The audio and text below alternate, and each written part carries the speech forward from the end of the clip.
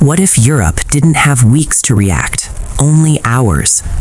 Imagine waking up to emergency alerts, stock markets freezing, and NATO leaders rushing into closed-door meetings before sunrise. This is not a prediction or a claim of real-world events.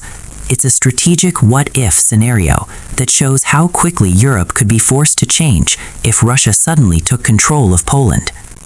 In a single night, the balance of power across the continent could shift, triggering consequences felt far beyond Europe's borders.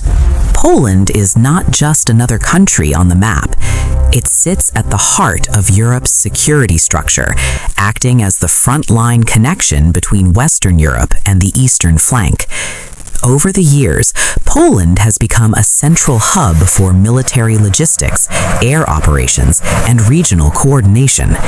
In any hypothetical situation where Poland fell under foreign control, that entire defensive framework would be disrupted almost instantly, reshaping how Europe protects itself. The reaction would be immediate and intense. NATO would enter crisis mode, launching emergency consultations among its member states. Neighboring countries would raise military readiness, reinforce borders, and secure critical infrastructure. At the same time, European Union leaders would push for coordinated diplomatic and economic responses. Even before any physical response occurred, the psychological shock would spread across Europe, altering public confidence, markets, and political stability. From a strategic standpoint, occupying Poland would be an immense challenge. The country's size, population, infrastructure, and terrain make it difficult to control. Major cities, transport corridors, and supply routes would demand constant oversight. Advanced surveillance systems, satellite imagery, and intelligence sharing networks would track developments in real time. In the modern world, large-scale operations are visible almost immediately. There are no hidden moves anymore. The economic impact would arrive just as fast. Financial markets would react sharply, energy prices would spike, and supply chains across Europe would be disrupted.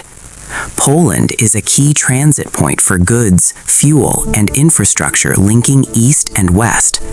Any instability there would ripple through neighboring economies, affecting businesses and households far beyond the region itself. Politically, Europe would face one of its most defining tests. Some governments would push for swift and unified action, while others might urge caution to prevent escalation. These internal debates would challenge European unity, yet history shows that major crises often force cooperation rather than division. Beyond Europe, global powers would reassess their strategies, alliances, and diplomatic positions as the situation evolved. This scenario is hypothetical, but its lesson is real. Modern power is not just about armies and territory. It's about speed, coordination, and decision-making under pressure. The first hours of a crisis can determine its outcome. That is why analysts and defense planners study scenarios like this, not to promote conflict, but to understand how instability can be contained before it spirals. In the end, Europe's security rests on preparedness, alliances, and rapid response.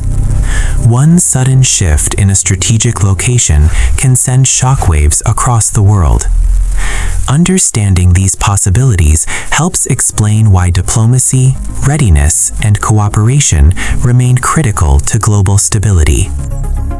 If this analysis helped you see Europe's security in a new way, subscribe for more in-depth geopolitical breakdowns.